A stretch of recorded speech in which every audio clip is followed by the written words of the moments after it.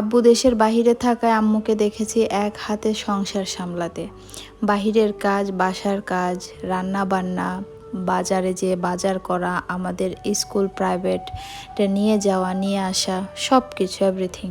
শুধুই কি সংসার? না, পাশাপাশি শখ করে হাঁস মুরগি লালন পালন করতো, বিভিন্ন সবজির গাছ লাগাতো। একজন পুরুষ মানুষের যে দায়িত্ব সেগুলো আম্মুর পালন করতে হতো, আর মহিলা মানুষের কাজগুলো তো আছেই।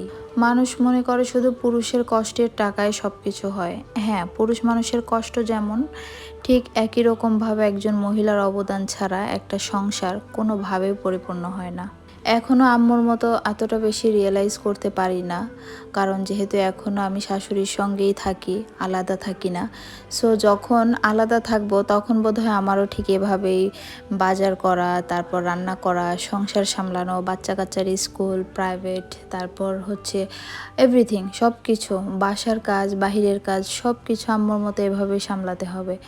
কিন্তু আমি জানি না এত সুন্দর করে হ্যান্ডেল করতে পারবো কি না। আম্মু যেভাবে সব কিছু একা হাতে সামাল দিয়ে জীবন কাটিয়ে দিল, সব কিছু পারলেও আসলে আম্মুর মতো টাকা জমাইতে পারবো না, এটা আমি 100% শিওর। কারণ আম্মুকে কখনো 10 টাকা দিলে আম্মু সেই 10 টাকা থেকে কিভাবে 20 টাকা বানাবে, সব সময় আম্মুর মধ্যে এই টেন্ডেন্সি দেখছি। আর আমাকে 10 টাকা দিলে আমি ধার হাওলাত করে 20 টাকা ভেঙে বসে থাকি। আর যাই হোক, মনে হয় না বড় লোক হইতে পারবো। দূর, বাদ দেন, এত বড় লোক হয়েই বা কী করবো, জীবন কয়দিনের। এই ভুরি ভুরি টাকা জমাইতে যেয়ে নিজের শখ আহ্লাদ ইচ্ছা পূরণ না করে টাকা ব্যাংকে জমিয়ে রেখে লাভ কি? কোনো লাভ নাই। সো আগে নিজে বাঁচি, তারপরেও ভবিষ্যৎ দেখা যাবে। আচ্ছা দেখেন, আম্মুর হাতে টমেটো গাছ বড় আপু লাগিয়েছিল, আর এখানে আমি না দেখে কিভাবে যেন ভুলক্রমে এটার উপরে পাড়া দিয়ে আমি কয়েকটা নষ্ট করে ফেলছি। পরে দেখলাম, খুব খারাপ লাগছে। যে একটু খেয়াল করতাম তাহলে তো এটা হতো না। আর এখানে অনেকগুলো নষ্ট হয়ে একদম পচে নষ্ট হয়ে পোকা হয়ে যাচ্ছিল। তো এই টমেটো গাছের অনেক টমেটো খাওয়া হয়েছে। আর আমি আসার পরে এই ফার্স্ট হচ্ছে আম্মু এখানে এই টমেটোগুলো তুলতে আসছিল, আর এই লাউ পাতা, লাউ শাক আর কি, এগুলোও তুলতে আসছিল। আর আম্মুর সঙ্গে আমিও একটু নেমে আসছিলাম।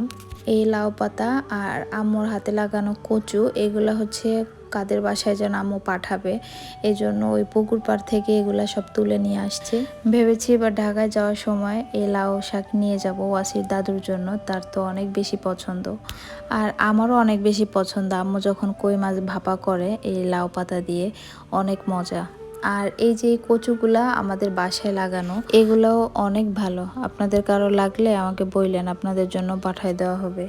যাই হোক, এতক্ষণ অনেক বকবক করলাম, এখন উপরে চলে যাচ্ছি। আর উপরে যাওয়ার পরে দেখবো আমাদের বাসায় মেহমান চলে আসছে। সেটা হচ্ছে ওয়াসির চাচ্চু আসছে, ছোট চাচ্চু আর তার ফ্রেন্ড।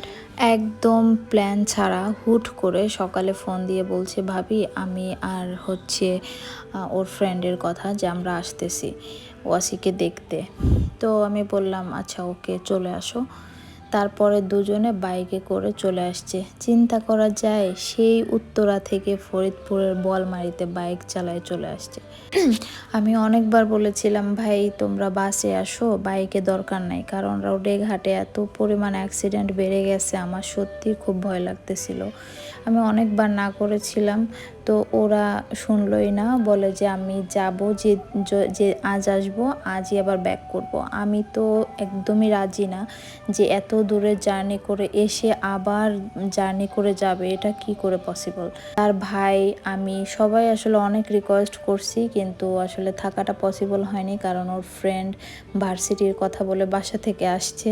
দেখেন ছেলে মানুষের কত সুযোগ, ভার্সিটির কথা বলে বের হয়ে একদম ফাঁকি দিয়ে চলে আসছে কত দূর দূরান্তে। এজন্যই থাকাটা আসলে হয়নি, যেহেতু না বলে আসছে, এজন্যই অনেক রিকোয়েস্ট করার পরেও আসলে পসিবল হয়নি ওদের রাখা। ওরা ঠিকই চলেই যাবে। তো যাই হোক, এর মধ্যে আমিও খাওয়া দাওয়া করে নিলাম। আর বাহিরের ভিউ দেখতে দেখতে, প্রাকৃতিক সৌন্দর্য দেখতে দেখতে আমি ওয়াসিকে এখন খাবারটা খাওয়াচ্ছিলাম। এই জায়গাটায় বসতে আমার আসলে অনেক ভালো লাগে। এখানে বসলে পাখির ডাক আর বাহিরের এই ভিউটুকু আমার অনেক বেশি পছন্দের। ওয়াসিকে খাওয়ানো শেষ করে আমি হচ্ছে ওদের সেমাই তুলে দিলাম। ওরাও এখন রেডি হচ্ছে। সেই সকাল 8টায় রওনা হয়ে 1টায় বাসায় এসে পৌঁছাইছে, আবার এখন 5টার দিকে ওরা চলে যাবে। তো যাই হোক, এই ছিল আমাদের আজকের খিচুড়ি মার্খা ভিডিও। তো ভালো থাকবেন, থ্যাংকস ফর ওয়াচিং, আল্লাহ হাফিজ, টাটা অ্যান্ড বাই। দেখা হবে আবার পরের ভিডিওতে।